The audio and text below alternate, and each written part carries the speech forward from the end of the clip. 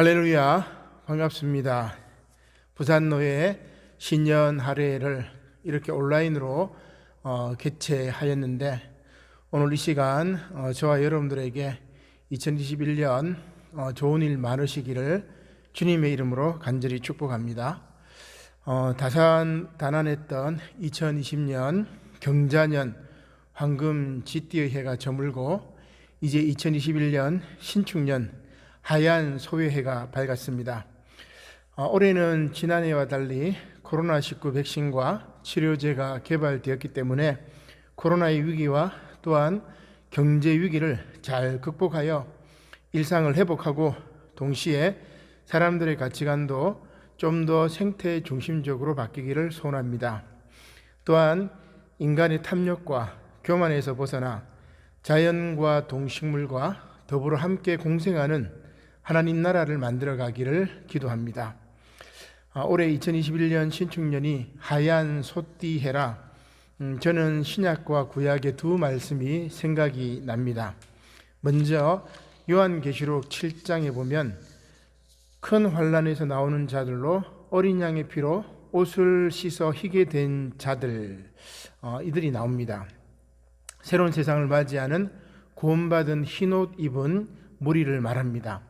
이단들은 14만 4천 명이라 말하지만 말씀의 본뜻은 아무도 능히 셀 수 없는 큰 무리를 뜻합니다. 또한 구약 말씀을 통해서는 사무엘서 6장에 나오는 블레셋에서 이스라엘 벳세메스로 법궤를 싣고 가는 전나는 암소 2마리가 생각이 납니다.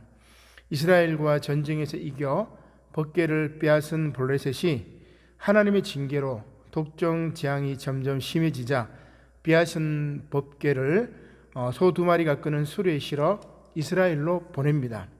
이 암소 2마리는 좌로나 우로나 치우치지 않고 곧장 이스라엘 땅으로 가게 됩니다. 그리고 이렇게 사명을 감당한 후에는 번제로 하나님께 드려지는 것이지요. 코로나19의 위기, 경제 위기, 부동산의 위기는 물론 기후 위기와 또한 핵발전소의 위기가 2021년 우리가 벳세메스로 가는 길 앞에 놓여 있습니다.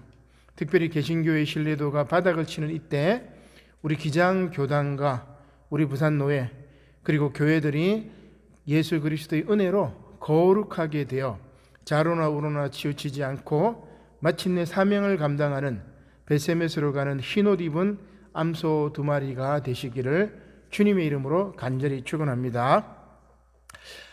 오늘 본문 말씀은 출애굽한 이스라엘 백성들이 물이 없어서 불평한 무리바 사건입니다. 무리바 물 사건이죠. 하나님을 시험한 사건입니다. 말씀을 보겠습니다. 출애굽기 17장 1절입니다. 이스라엘 자손의 온 회중이 여호와의 명령대로 신 광야에서 떠나 그 노정대로 행하여 르비딤에 장막을 쳤으나 백성이 마실 물이 없는지라. 사실 오늘 본문 바로 앞장인 출애굽기 16장에서 출애굽을 한 이스라엘 백성들이 배가 고파서 불평을 할 때 하나님께서는 만나와 메추라기로 그들을 배불리 먹이셨습니다. 그런데 이번에는 물이 없어 목마르다고 불평합니다. 또한 인도자이자 지도자인 모세와 더불어 다투게 되죠. 모세는 이것을 이스라엘 백성들이 하나님을 시험하는 것으로 생각합니다.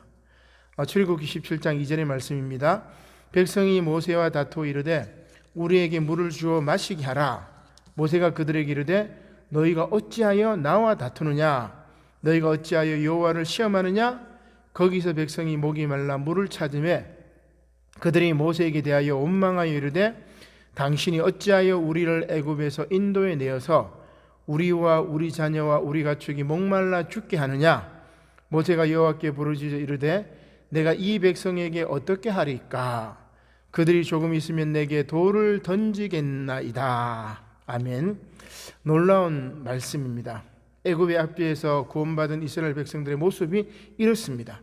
또한 그들을 인도한 모세도 실망하여 하나님께 하소연을 합니다. 조금 있으면 이스라엘 백성들이 내게 돌을 던지겠나이다. 마실 물 때문에 분열이 일어난 것입니다. 서로 간의 신뢰가 무너진 것과 같습니다.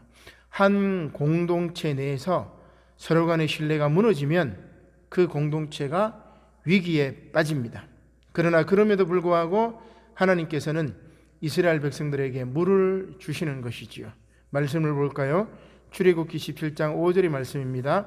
여호와께서 모세에게 이르시되 백성 앞을 지나서 이스라엘 장로들을 데리고 나일강을 치던 내 지팡이를 손에 잡고 가라. 내가 호렙산에 있는 그 반석 위 거기서 내 앞에 서리니 너는 그 반석을 치라. 그것에서 물이 나오리니 백성이 마시리라. 모세가 이스라엘 장로들의 목전에서 그대로 행하니라. 아멘. 사실 이스라엘 백성들은 광야에서 원망을 많이 합니다. 우리는 인생길을 광야길로 비유한다면 우리가 인생을 살아가는 동안 늘 끊임없이 원망하는 것과 같은 의미입니다. 이러한 이스라엘 백성들의 원망은 기본적으로 먹을 것과 마실 것입니다. 이것은 생존에 필요한 것이죠. 따라서 하나님은 그들에게 먹을 것과 마실 것을 주십니다. 가장 기본적인 것이기 때문에 그렇습니다. 따라서 하나님께서는 이것을 문제 삼지 않습니다. 중요한 말씀이 나옵니다. 오늘 본문 말씀의 결론이죠. 출애굽기 17장 7절의 말씀입니다. 그가 그곳 이름을 마사 또는 무리바라 불렀으니 이는 이스라엘 자손이 다투었으며 또는 그들이 여호와를 시험하여 이르기를 여호와께서 우리 중에 계신가 안 계신가 하였음이더라. 아멘. 이스라엘 백성이 다투었고 이것이 하나님을 시험한 것이라고 정리합니다. 사실 다툴 때 중재자가 있거나 혹은 어른이 있으면 다툼을 멈추게 됩니다. 그러나 이스라엘 백성은 하나님이 계시지 않다고 생각하여 모세와 다투게 되는 것이죠. 자, 그럼 이스라엘 백성의 지도자인 인도자인 모세는 어떤가? 백성들은 그렇다 치고 지도자인 모세는 또 아론은 제대로 정신을 차렸습니까? 오늘 출애굽기와 병행 본문이 바로 민수기 20장 말씀입니다. 여기는 모세의 모습을 조금 더 자세히 살펴볼 수가 있습니다. 말씀을 보겠습니다. 민수기 20장 9절의 말씀입니다. 모세가 그 명령대로 여호와 앞에서 지팡이를 잡으니라.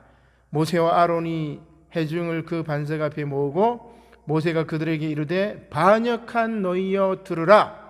우리가 너희를 위하여 이 반석에서 물을 내려 하고 모세가 그의 손을 들어 그의 지팡이로 반석을 2번 치니 물이 많이 솟아나오므로 회중과 그들의 짐승이 마시니라. 아멘. 모세가 오늘 본문 말씀에 이스라엘 백성들에게 뭐라고 이야기합니까? 반역한 너희여 라고 이야기합니다. 공동번역은 반역자들아 이렇게 번역을 하고 있습니다. 그리고 모세는 지팡이로 반석을 2번을 칩니다.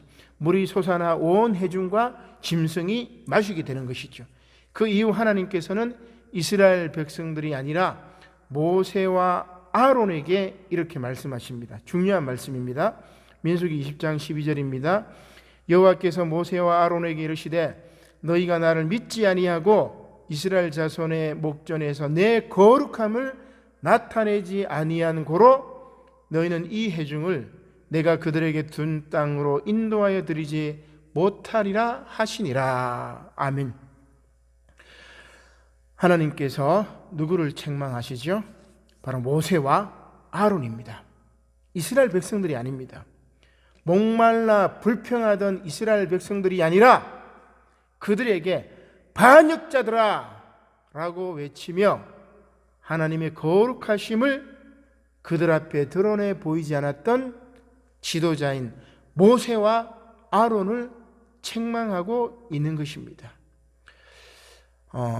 배고파 울고 똥 싸고 울고 아파서 우는 갓난아기에게 어머니는 그저 젖을 주고 똥을 치워주고 아이가 어디가 아픈지 이렇게 살펴보는 거죠.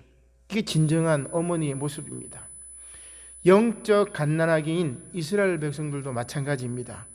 따라서 하나님은 영적 갓난아기인 이스라엘 백성들이 아니라 영적 부모가 되는 모세와 아론을 심판하시는 것입니다. 아동학대를 막기 위한 정인이법이 지난 2021년 1월 8일 국회 본회의를 통과했습니다. 여러분들이 잘 아시겠지만 정인이는 생후 7개월 무렵이던 지난해 1월 양부모에게 입양됐습니다. 이후 271일 만인 2020년 10월 13일 세상을 떠나기 전까지 총 3차례의 아동학대 의심 신고가 있었지만 별다른 조치가 취해지지 않았습니다. 더 놀라운 사실은 이 양부모 모두 목회자 가정의 자녀들이었다는 것입니다. 참담합니다. 코로나 상황을 통해서 한국 개신교의 민낯이 드러났다면 이제 이 정인이를 통해서 한국 개신교 교회가 목회자들이 키웠던 자녀들, 우리 기독교인들의 민낯이 숨김없이 드러난 것입니다. 참담합니다. 정인이의 죽음에 대한 심판은 바로 부모에게 있습니다. 또한 이 사회의 부조리는, 그 부조리에 대한 심판은 누구에게 있습니까? 지도자들에게 있습니다. 교회의 심판은 누구에게 있습니까? 바로 교회의 지도자들인 목사와 장로들에게 있습니다. 따라서 이후 아론은 광야에서 죽고 모세는 그렇게 꿈에도 그리던 가나안 땅을 들어가지 못하지요. 요단강 저편에서 죽게 되는 것입니다. 놀랍고도 무서운 말씀입니다. 오늘 설교 제목이 너희는 이 회중을 인도하여 드리지 못하리라 입니다. 하나님께서 모세와 아론을 이스라엘 백성들의 인도자로 인정하지 않으신다는 말씀입니다. 지금 우리들의 모습을 돌이켜봅니다. 교회와 교인들을 영적인 삶으로 인도하는 역량은 되는지, 품성은 되어 있는지 돌이켜 회개합니다. 그럼에도 불구하고 아직 기회는 있습니다. 서울대 국제대학원 박태균 원장의 소원이 이렇습니다. 2050년 대한민국 역사 교과서에 2020년이 이렇게 기록되기를 바라는 거죠. 그게 이 박태균 원장의 소원입니다. 제가 한번 읽어보겠습니다. 2020년은 성장과 효율 그리고 개발만 추구하던 인류가 안전과 생명에 눈을 돌리고 기후위기를 극복하기 위한 녹색혁명이 시작된 해였다. 코로나19로 4차 산업혁명이 가속화되면서 동시에 과거부터 계속되어 오던 사회적 격차를 해소하기 위한 노력이 본격적으로 시작됐다. 2020년은 한국 사회의 혁신적 성장이 시작된 해이기도 했다. 코로나19로 인한 몇 번의 위기가 있었지만 중앙정부와 지방정부의 협조 그리고 의료진과 국민들의 자발적 공조로 한국의 민주주의는 21세기의 새로운 모델을 만들어가기 시작했다. 코로나 상황을 통해서 세상의 민낯이, 교회의 민낯이 밝히 드러났다면, 교인들의 민낯이, 목사와 장로들의 민낯이 밝히 드러났다면 이제 바꾸어야 합니다. 그래서 저는 박태균 원장의 말을 빌어 교단과 교회에 이렇게 적용해 봅니다. 2021년은 성장과 효율 그리고 부흥만 추구하던 개신교회가 정의와 평화, 생명의 눈을 돌리고 기후위기를 극복하기 위한 예수 녹색혁명이 시작된 해였다. 코로나19로 4차 산업혁명이 가속화되면서 동시에 과거부터 계속되어 오던 사회적 격차를 해소하기 위한 교단과 교회의 노력이 본격적으로 시작됐다. 2021년은 한국 개신교의 질적인 변화가 시작된 해이기도 했다. 코로나19로 인한 몇 번의 위기가 있었지만 교단과 노예, 개별 교회의 협조, 그리고 목회자와 교인들의 자발적 공조로 한국의 개신교회는 21세기의 새로운 교회의 모델을 만들어가기 시작했다. 그렇습니다. 30년 후에 오늘 2021년을 바라볼 때 이렇게 기록되고 기억되어야 할 것입니다. 따라서 아직 시간이 있습니다. 우리 한국 기독교 장로회 교단과 우리 부산노회가, 그리고 노회 산하 목사님 그리고 장로님들이 먼저 회개하고 하나님의 뜻을 준행해야 할 것입니다. 아직 30년이 남았습니다. 그 길에 함께 하시기를 주님의 이름으로 간절히 축원합니다. 아멘. 기도드리겠습니다. 고마우신 하나님, 감사를 드립니다. 오늘 신년 하례의 말씀 제목처럼 너희는 이 회중을 인도하여 드리지 못하리라 하시는 하나님의 음성을 두렵고 떨리는 음성으로 받아들입니다. 우리가 얼마나 준비하고 얼마나 말씀을 사모하며 교회를 생각하며 교인들을 사랑하며 한국 교회를 또한 한국 개신교회를 주님의 뜻대로 참으로 신뢰받는 그런 공동체로 만들었는지요. 우리의 부족함과 우리의 나약함과 우리의 교만과 우리의 어리석음을 이 시간 회개하오니 하나님 용서하여 주시옵소서. 그럼에도 불구하고 아직 시간이 있사오니 하나님 저희들에게 힘과 용기와 지혜를 허락하여 주시어서 이제 30년 후에는 지금 이 시절이 한국 개신교회가 변화되는 원년의 해로 삼아 주시옵소서. 베세메스로 가는 그 두 암소와 같이 좌우로 치우치지 아니하고 하나님께서 주신 사명을 올곧게 걸어가는 그런 저희 모두가 될 수 있도록 은혜를 허락하여 주시옵소서. 감사를 드리며 예수님의 이름으로 기도드립니다. 아멘.